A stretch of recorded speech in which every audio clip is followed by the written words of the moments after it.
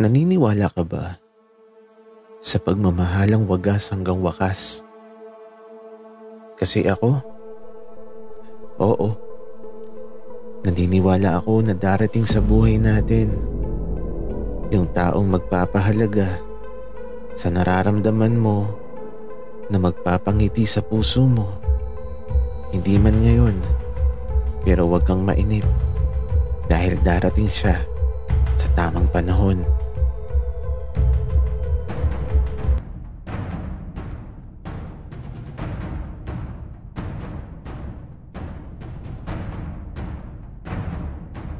Kaibigan, huwag mong kalimutan mag-subscribe sa aming channel at huwag din kalimutan i-click ang notification bell at subscribe button. Subscribe na!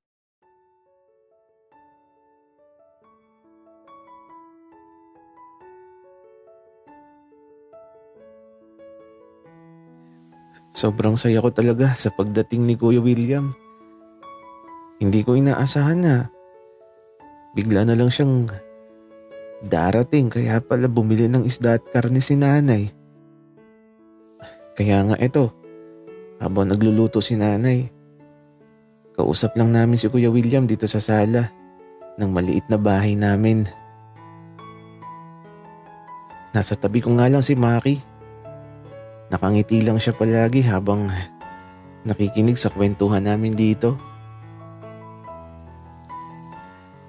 Sa paglipas ng mga sandali, hanggang sa tanghalian, nakikinig lang kami sa bawat kwento ni Kuya tungkol sa pagkabata niya. Hanggang sa lumaki na siya. Masayang masaya lang talaga ako sa mga sandaling to kasi naman kompleto na kami. At eto, alam kong sa pagdating ng panahon magiging magkakasama na kami. Kasi si Kuya William, gusto na niya kaming kunin dito. At dadalahin niya daw kami sa hasyenda. At doon na din daw ako mag-aaral. Kaya matapos makapagtanghalian, nagpahinga muna si Kuya sa silid ko. At kami naman ni Maki, eto, nasa kusina. Tinutulungan niya ako sa paglilinis dito. Dave, kailan pala kayo aalis? Para naman alam ko. Maki, di pa naman sigurado na aalis kami. Pero parang ayoko muna umalis. Kasi ang hirap mag-aral dun. Wala akong kakilala. Tama ka, Dave. Wala kang kakilala dun. Tsaka paano na ako dito? Maki, huwag kang mag-alala. Hindi naman ako aalis ng ganun lang. BFF kaya tayo. Kaya dapat sa college magkasama pa din tayo. Alam mo, Dave, kapag umalis ka na dito sa lugar na to, wala na. Malulungkot na lang ako araw-araw. Tapos, iiyak na lang ako palagi kapag mapapadaan ako dito sa inyo. Tapos, di na ako makakakain ng maayos. Hanggang sa umayat na lang ako na parang natuyot na ubas. Maki, napaka-OA mo naman. Pero huwag kang mag-alala. Dito ako mag-aaral ng kolehiyo. At saka, pareho tayong magpupulis, di ba? Dapat lang, Dave. Kasi kapag di ka dito nag-aral, naku, hindi na ako magpupulis. Magiging hold-upper na lang ako. Sira ka talaga, Maki. Umayos ka nga. Basta, Dave, yung sumpaan natin sabay tayong gagraduate. Promise, Maki. Kahit anong mangyari, sabay tayong gagraduate. Ganyan talaga kami ng best friend ko. May sumpaan sa isa't isa. Nakilala ko si Maki nung elementary pa lang ako. Lagi ako nagtatago sa likod ng eskwelahan kapag oras ng tanghalian.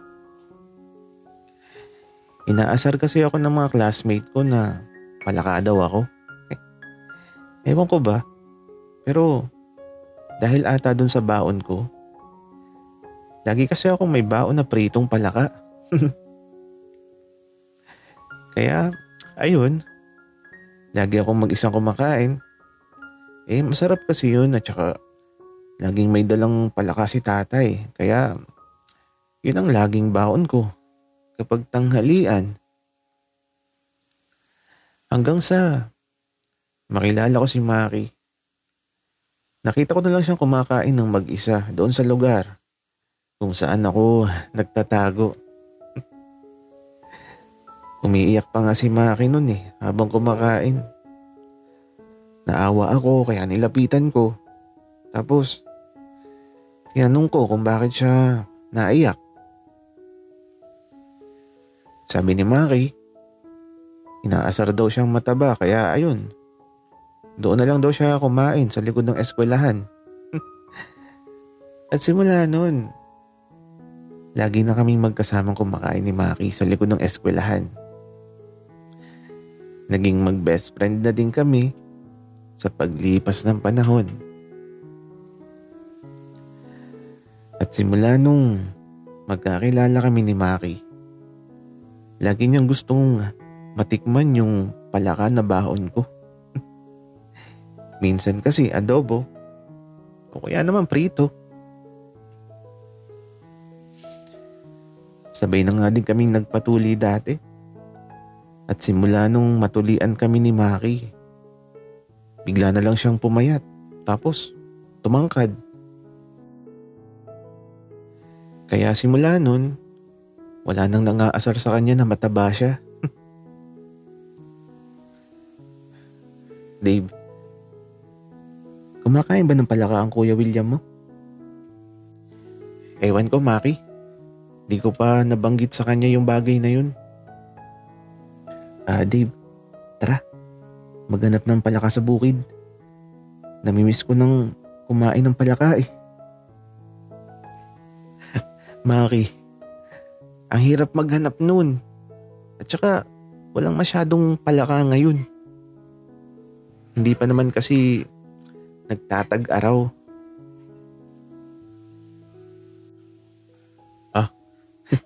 Ganun ba, Dave? Sayang naman. Namimiss ko pa naman yung palaka na lagi nating kinakain dati kapag tanghalian.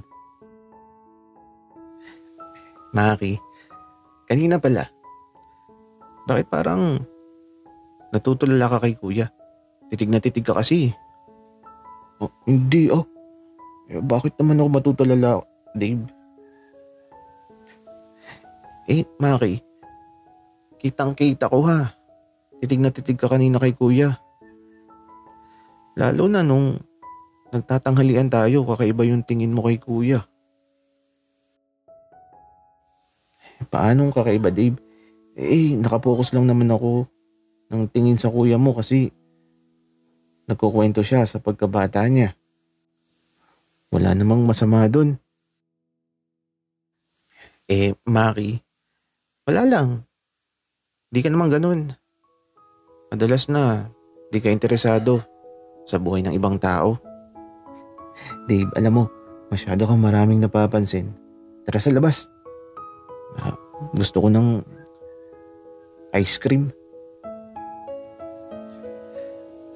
Maki, napakalamig ng panahon. Tapos kakain ka pa ng ice cream. Dave, libre ko naman kaya wag ka nang magreklamo. Okay. Sige. Tara na, Maki. Dave, silipin mo kayong kuya mo. Baka gising, sama natin. Kaya ito, sinilip ko si kuya sa silid ko. Kaya lang natutulog ng mahimbing. Maki, tulog na tulog si kuya. Ganun ba, Dave? Sige, tayo na lang ang mag-ice cream sa labas. Maki, what if dalahin ko yung malaking titi na gumagalaw?